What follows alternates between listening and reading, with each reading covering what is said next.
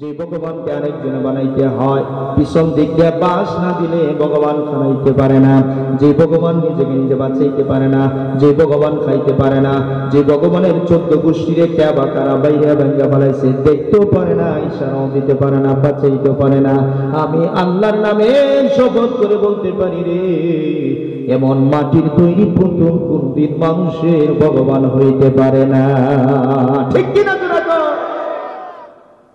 নমরুদ এবার বুঝছে কাম ইব্রাহিম ছাড়া কেউ করে নাই, তাহলে অপরাধটা যত বড়, বিচারটাও তত বড়। কথা কোন ঠিক কিনা? আমার আল্লাহর কোরআন শরীফের ভিতরে আসছে, নমরুদ ঘোষণা করে দিয়েছে জঙ্গল থেকে লাকড়ি সংগ্রহ করো। সেই জমানাতে দোস্ত গ্যাস ফ্যাস ছিল না, জঙ্গল থেকে 3 থেকে 6 মাস পর্যন্ত লাকড়ি সংগ্রহ করছে। আল্লাহু আকবার বলে কি পরিমাণের লাকড়ি জমা করছে! বিশাল গর্ত খনন করছে, বিশাল পুকুর, সমস্ত পুকুরের মধ্যে গর্তের ভিতরে লাকড়িগুলো দিয়া পেট্রোল, অকটেন, কেরোসিন যা ছিল সবকিছু দিয়া আগুন জ্বালায় দিছে। সব আয়োজন শেষ, এখন মাত্র শুরু। ইব্রাহিম পয়গম্বরকে আগুনের ভিতরে ফেলবে। আমি আপনাদের কাছে জানতে চাই, এই যে নমরুদ এবং তার দলবল মিল্লা এত বিশাল আয়োজন করতেছেন, এই সব কিছু আপনার আমার প্রভু আসমানের মধ্যে বসে দেখতেছে না, দেখে না? আল্লাহ কেমন যেন চুপি চুপি হাসে আর কয়, তোদের খেলা শেষ কর, তোদের খেলা যেখানে শেষ হবে আমি আল্লাহর খেলা ওখান থেকে মাত্র শুরু হবে। জোরে কন্যা সুবহানাল্লাহ। কারণ পৃথিবীর বাটপার গোষ্ঠী যারা আছে চলাকলা করে, এরা মনে করে আমরাই বুঝি বহুত চালাক, কিন্তু আমার আল্লাহ কোরআনে কি বলে দেখেন না, ওয়ামাকারু ওয়ামাকারাল্লাহ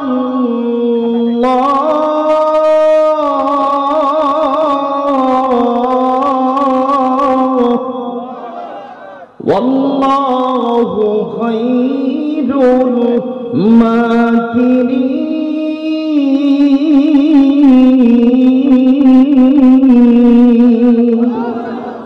আল্লাহ কয়, দুনিয়ার সালাকের গোষ্ঠীরা, তোদের সালাকি সোনা কলা কৌশল যেখানে গিয়ে শেষ হয়, আমি আল্লাহর কলা কৌশল ওখান থেকে মাত্র শুরু হয়। জোরে বলেন সুবহানাল্লাহ। আল্লাহ আগুনকে ডাক দিয়ে কয়, এ আগুন, এই মুহূর্তে তোমার ভিতরে কারে ফেলানোর জন্য এত বিশাল আয়োজন করছে তুমি কি জানো? আগুনকে, আল্লাহ আমি গাইছি, আমার মধ্যে আত্মা নাই, আমি জানি না, আপনি বলে দেন কারে ফেলানোর জন্য এত আয়োজন। আল্লাহ কয়, আগুন রে, এই মুহূর্তে তোমার ভিতরে যারে ফেলার হবে সেই ইব্রাহিম হলো আমি আল্লাহর বন্ধু, আমি আল্লাহ নিজে ইব্রাহিমের বন্ধু। জোরে কন্যা সুবহানাল্লাহ। সুতরাং আমার বন্ধুর জন্য একটা পশমের কোনো ক্ষতি না হয়। আগুন আমার আল্লাহরে ডাক দেয়, আল্লাহ তাইলে আমি কি ধরনের আচরণ করবো ইব্রাহিম আলাইহিস সালামের সাথে? আপনি আমার একটু ওয়াজ করে দেন, একটু নসিহত করে দেন।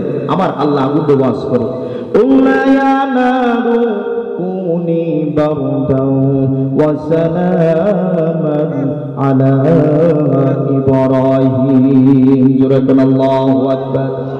আরে মুসলমান বন্ধুরা আমার আল্লাহ পাক সেদিন আগুনকে লক্ষ্য করে বলেছিল, আরে আগুন, এই মুহূর্তে তোমার ভিতরে জানেন ফেরানো হচ্ছে সেই ইব্রাহিম হলো আমি আল্লাহর বন্ধু, আমি আল্লাহ নিজে ইব্রাহিমের বন্ধু। আর আমি দুনিয়ার জমিনে ওয়াদা করছি রে, যারা আমার বন্ধু হবে, যারা আমি আল্লাহর ওলি হবে রে, আলা ইন্না আউলিয়া আল্লাহি লা খাউফুন আলাইহিম ওয়া লা হুম ইয়াহজানুন। আল্লাহ কয়, বান্দারে তোমরা আমি আল্লাহর ওলি হয়ে যা, তোরা আমি আল্লাহর বন্ধু হয়ে যা। আরে পর্দার অন্তরালের মা, মাইকের আওয়াজ যত দূর পর্যন্ত চলে যাচ্ছে, দিলের কান লাগায় শোনো, আল্লাহর সাথে রিলেশন করো, আল্লাহর সাথে প্রেম করো। রাতের আধারে উঠা তাহাজ্জুদের নামাজ পড়ে পড়া মালিকের সামনে কথা বলো, 5 ওয়াক্ত নামাজ পড়ো। এ যুবক, আজান হওয়ার সঙ্গে সঙ্গে মসজিদে ঢুকো। রমজান চলে আসছে, রমজানের 30টা রোজা রাখো। আশপুরুষ রূপে জুলুম করিও না, মা বাবার সাথে বেয়াদবি করিও না, মুরব্বীদের সাথে বেয়াদবি করিও না। আলেমদেরকে তাজিম করো, মুরব্বীদেরকে সম্মান করো, ছোটদেরকে স্নেহ করো। পুরুষের কেউ যদি দুর্বল হয় তার উপরে সহযোগিতা করো, জুলুম করিও না। বিবিদের উপরে যৌতুকের টাকার জন্য নির্যাতনের স্টিমুলার চালায়ও না। আমার আল্লাহর যত বিধান আছে, নবীজির যত সুন্নাত আছে রে, সবগুলো মাইনা তুমি যদি দোস্ত আমি আল্লাহর ওলি হয়ে যেতে পারো, আল্লাহ কয় বান্দারে দুনিয়ার জমিনে তোমার কোনো টেনশন নাই, মরণের কালেও কোনো টেনশন নাই, কবরের জগতে কোনো টেনশন নাই, হাসরের ময়দানেও কোনো টেনশন নাই, 30,000 বছরের পুলসিরাতের ব্রিজেও তোমার কোনো টেনশন নাই। হাসরের কঠিন ময়দানে আমি আল্লাহ নিজে তোমার জামিনদার হয়ে যাইব, আর আমি আল্লাহ তোমার উপরে খুশি হইয়া বিনা হিসাবে তোমাকে আমি আল্লাহর জান্নাতে পৌঁছে দেব। মুসলমান বন্ধুরা, আমার আল্লাহ পাক ইব্রাহিম পয়গম্বরকে কিভাবে নমরুদের আগুন থেকে হেফাজত করেছেন, আল্লাহ পাক আগুনে ডাক দিয়া কয় কুল্লা ইয়া নারু কুনি বারদাও ওয়া সালামান আলা ইব্রাহিম। আল্লাহু আকবার। আমার আল্লাহ আগুনে ডাক দিয়া কয় আগুন, এই ইব্রাহিমকে আগুনের ভিতরে ফেলানো হচ্ছে, তুমি আমার ইব্রাহিমের জন্য ঠান্ডা হয়ে যাও, সাবধান বেশি ঠান্ডা হয়েও না, যেন আমার বন্ধুর আমার প্যারাসিটামল খাওয়ান না লাগে, কুহু কুহু কাশি না আসে। আগুনকে আল্লাহ তাআলা আমি কতটুকু ঠান্ডা হবো, আল্লাহ বলেন বারদাও ওয়া সালামা, তুমি আমার বন্ধুর জন্য নাতিশীতোষ্ণ আর এয়ার কন্ডিশন হয়ে যাও। জোরে কান সুবহানাল্লাহ। ইব্রাহিমের জন্য তুমি কি হয়ে যাও, নাতিশীতোষ্ণ এয়ার কন্ডিশন হয়ে যাও। বলার সাথে সাথে ইব্রাহিম আলাইহিস সালাতু ওয়াস সালামকে আগুনে ফেলছে, এই আগুন সাথে সাথে ইব্রাহিম আলাইহিস সালামের জন্য জান্নাতের বাগান হয়ে গেছে। জোরে কোন সুবহানাল্লাহ। আরো জোরে চিৎকার করে বলেন আল্লাহু আকবার। নমরুদ দূর থেকে দূরবীন করে দেখে ইব্রাহিমকে তো আগুনে একটা ফসমও জ্বালাইতে পারে না, আরো ইব্রাহিম ওই আগুনের কুণ্ডের ভিতরে বসে বসে জান্নাতের আঙ্গুর ফল খায়। জোরে কন্যা সুবহানাল্লাহ। আরো জোরে চিৎকার করে বলেন সুবহানাল্লাহ। নমরুদ দূর থেকে ডাক দেয়, আগুনকে ডাক দিয়ে কয় যে ইব্রাহিমে আমাদের নাতিপুতি 14 গোষ্ঠী মূর্তি ভেঙে লেছে, এরে দেহে তুমি একটা ফসমও জ্বালাইতে পারছো না, আরো তোমার ভিতরে বৈশা বৈশা ইব্রাহিমে জান্নাতের আঙ্গুর ফল খায়, বুঝছি তোমার আগুনের জ্বালানোর পাওয়ার বুঝি শেষ। জোরে কোন নাউজুবিল্লাহ। জ্বালানোর ক্ষমতা পাওয়ার লেজ হয়ে গেছে। আগুন আল্লাহরে ডাক দিয়ে আল্লাহ তুমি কি দেখো না নমরুদ আমার উপহাস করতেছে, আমার সে ঠাট্টা করতেছে, অপমান করতেছে, একটা বারের জন্য জবানটা খুইলা দেও না, আমি নমরুদ্দের একটা উপযুক্ত জবাব দিতে চাই। মাআরিফে মসনবির ভিতরে আল্লামা জালালউদ্দিন রুমি রহমতুল্লাহ আলাইহি ওয়াকেডা আনছেন, আল্লাহ আগুনের জবান খুলে দিছে। জোরে কোন সুবহানাল্লাহ। এবার আগুন জবাবে বলে গুফতে আতেশ মানহুমা নাম আতেশা, গুফতে আতেশ মানহুমা নাম আতেশা, আন্দরাতা তু বিবিনি তাবেশা। আগুন সেদিন নমরুদরে ডাক দিয়ে বলেছিল, আরে নমরুদ আমি আগুনের জ্বালানোর ক্ষমতা আছে না নাই, আমার পাওয়ারফুল না পাওয়ারলেস হয়ে গেছে, এত দূর থেকে জানতে চাস কেন, পারলে বেড়া হলে একটু কাছে আগায় দেয়, আমি তোর 14 গোষ্ঠীকে পর্যন্ত জ্বালাই দিতে পারি রে। কিন্তু ইব্রাহিম পয়গম্বর আমার আল্লাহর বন্ধু, আল্লাহ নিজে ইব্রাহিমের বন্ধু, আর আল্লাহ ওয়াদা করছেন রে দুনিয়ার জমিনে যারা আল্লাহওয়ালা হয়ে যাবে রে, আল্লাহর বন্ধু যারা হয়ে যাবে তাদেরকে দুনিয়ার আগুন কেন জাহান্নামের আগুনেও তাদেরকে স্পর্শ পর্যন্ত করবে না। জোরে কান সুবহানাল্লাহ। এই জন্য সূরাতুল মায়েদা আয়াত নাম্বার 55 ভালো করে বুঝবেন। আমার আল্লাহ ঘোষণা দিচ্ছেন ইন্নামা ওয়ালিয়ুকুমুল্লাহ, নিশ্চয় আমি আল্লাহ তোমাদের বন্ধু, আমার সাথে প্রেম করো, আমার সাথে রিলেশন করো, আমার হুকুম মতে জীবন পরিচালনা করো রে। আজান হইলে দৌড়ায় মসজিদে যাও, ক্ষমতা পাইলে ক্ষমতার অপব্যবহার করিও না, মানুষের ন্যায্য অধিকার আদায় করতে থাকো, জনগণের হক আদায় করতে থাকো, স্বামী হইয়া স্ত্রীর হক আদায় করো, স্ত্রী স্বামীর হক আদায় করো, মা বাবা সন্তানের হক আদায় করো, সন্তান হইয়া মা বাবার সেবা করো। এইভাবে যদি নিজের জীবনটাকে তুমি সুন্দরভাবে চালাইতে পারো, ও দোস্ত আল্লাহ নিজে ঘোষণা করে বান্দা গোটা দুনিয়ার সবাই যদি তোমার দুশ্মনে পরিণত হয়, আমি আল্লাহ একাই তোমাকে হেফাজত করার জন্য যথেষ্ট। সুবহানাল্লাহ বলো। ইব্রাহিম আলাইহিস সালাতু ওয়াস সালামের দুশ্মন সারা পৃথিবী হয়ে গেছিল। নমরুদ একা না, গোটা রাজ্যের সবাই ছিল মাজুসী অগ্নিপূজক। সবাই চাইছে, স্লোগান দিছে ইব্রাহিমের চামড়া তুলে নেব, আমরা। আল্লাহ কয় একটা পশম সিদ্ধে মানুষ নি দেখ, জোরে কন্যা সুবহানাল্লাহ। বিশাল অগ্নিকুণ্ড 6 মাস পর্যন্ত লাকড়ি জমা করে অগ্নিকুণ্ড করছে, বিশাল, পৃথিবীর মধ্যে আর চাইতে বড় অগ্নিকুণ্ড আর হয় নাই। সেটার মধ্যে ফালায়ও দেখে ইব্রাহিমের একটা পশম আগুনে জ্বালাইতে পারে না, আরো আগুনের ভিতরে বসে বসে কি খায়? জান্নাতের আঙ্গুর ফল। জোরে কোন সুবহানাল্লাহ।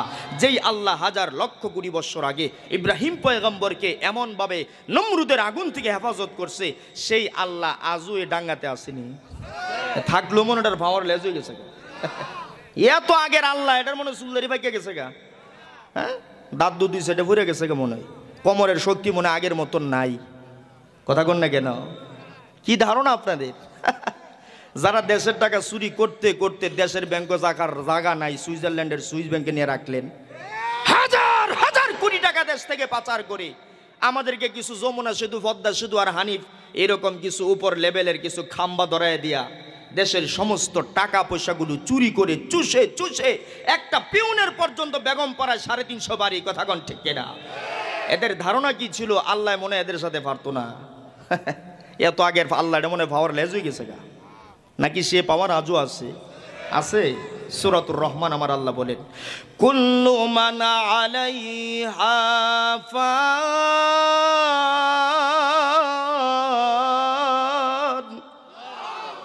ওয়া ইয়াবকা ওয়াজহু রাব্বিকা যুল জালালি ওয়াল ইকরাম। আমার আল্লাহ স্পষ্ট বলে দেয়, কুল্লু মান আলাইহা আই আলাল আরদি ফান।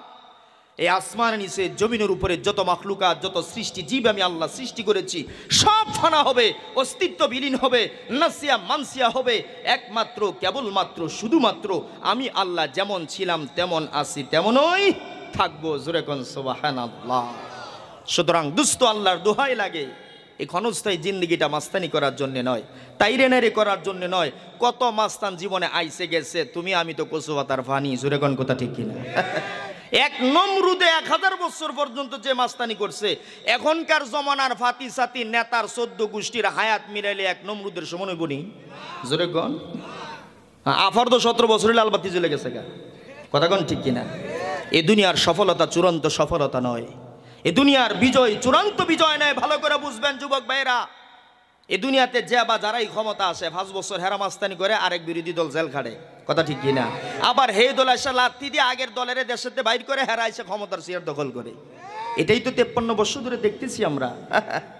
হ্যাঁ, 5 বছর পরে পরে ভিতরে একটা ভূমিকম্প, না জানি বিরোধী দলাই আমার চেয়ারটার উল্টাইয়া দেয়। এটা হলো দুনিয়ার বিজয়। তার মানে চূড়ান্ত নয়, 5 বছর পরে পরে কি হয়ে যায়? পরিবর্তন হয়। কথা কোন ঠিক কিনা? কিন্তু আমার আল্লাহ বলেন, ফামাং যুহজিহা আনিন নারি ওয়া উদখিলাল জান্নাতা ফাকাদ ফাজ। আমার আল্লাহ কোরআন শরীফের সূরাতুল আলী ইমরান আয়াত নম্বর 185 আল্লাহ বলে, ও বান্দা, তুমি যদি নেক আমল করে দুনিয়া থেকে আসতে পারো, একবার যদি ফামাং যুহজিহা আনিন নার, জাহান্নাম থেকে যদি বেঁচে যাইতে পারো, ওয়া উদখিলাল জান্নাতা, তুমি যদি একবার জান্নাতে প্রবেশ করে যেতে পারো, ফাকাদ ফাজা, তুমি চূড়ান্ত বিজয়ী। জোরে কন্যা সুবহানাল্লাহ।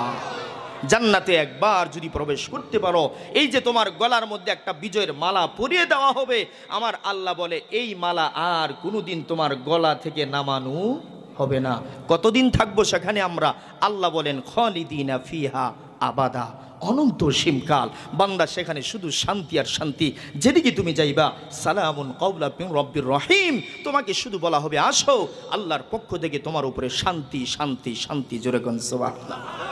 এই জন্য মুসলমান বন্ধুরা আমার, কলিজার টুকরা যুবক, এই দুনিয়ার জমিনটা অল্প দিনের হায়াত।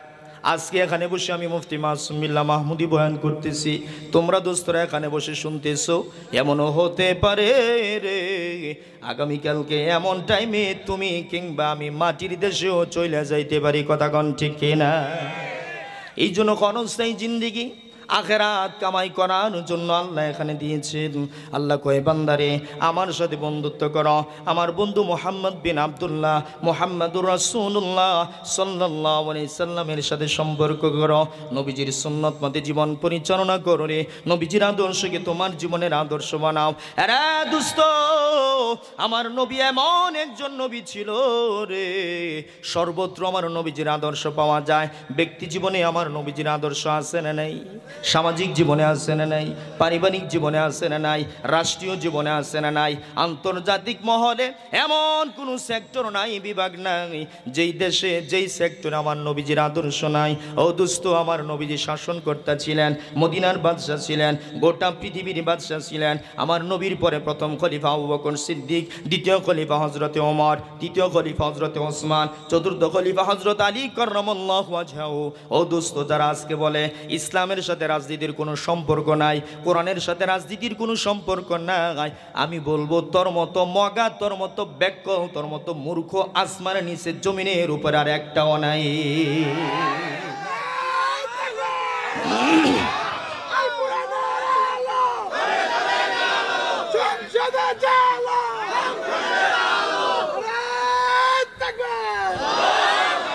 ইসলামের সাথে রাজনীতির সম্পর্ক নাই, ইসলামের সাথে চুরির সম্পর্ক আছে বুঝি। ইসলাম মনে কইছে খালি ক্ষমতা পায় খালি দখল করে খাবি, এ কথা বলছে ইসলাম। ইসলামের সাথে রাজনীতির সম্পর্ক নাই। লা হাওলা ওয়ালা কুওয়াতা ইল্লা বিল্লাহ। রাজনীতি শিক্ষা দিলেন কোরআন, রাজনীতি শিক্ষা দিলেন আবু বকর, রাজনীতি শিক্ষা দিলেন হযরতে ওমর। এই পৃথিবীর মানুষ, হযরতে ওমর এমন একটা রাষ্ট্রের শাসনকর্তা ছিলেন, বাংলাদেশ আর এশিয়া মহাদেশের মতো নয়, অর্ধ পৃথিবীর, অর্ধ সারা জাহানের, অর্ধ জাহানের বাদশা ছিলেন হযরতে ওমর ইবনুল খাত্তাব। কথা কোন ঠিক না ভাই? ঠিক। কেমন শাসক ছিলেন? কোরআন দিয়ে রাষ্ট্র পরিচালনা করেছে, আল্লাহর কালাম দিয়ে মদিনাতুল মুনাওয়ারা থেকে, কুফা থেকে গোটা পৃথিবীটাকে শাসন করেছে। একটা রমণী টকবগে যুবক 18 থেকে 20 বছর সেই ফোরাত নদীর ওপার থেকে মদিনাতুল মুনাওয়ারা 850 কিলোমিটার ঘোড়ায় উপরে ঘোড়ায় সওয়ার হয়ে মদিনাতুল মুনাওয়ারা আসছে। হযরত ওমর যখন জানতে পারলেন সে একটা সুদর্শনা যুবতী, অনন্য একটা সুদর্শন যুবতী, হযরত ওমর পর্দার আড়াল থেকে জিজ্ঞেস করলো, ও আল্লাহর বন্ধু, আল্লাহর বান্দি, আমার রাজ্যের একটা বান্দি, তুমি যে 850 কিলোমিটার সফর করে সেই ফোরাতের ওপার থেকে মদিনাতুল মুনাওয়ারা এসেছো, প্রতিমধ্যে কি তোমাকে কোনো যুবক ইফটিজিং করেছে, তোমার দিকে বাঁকা চোখ তুলে তাকিয়েছে?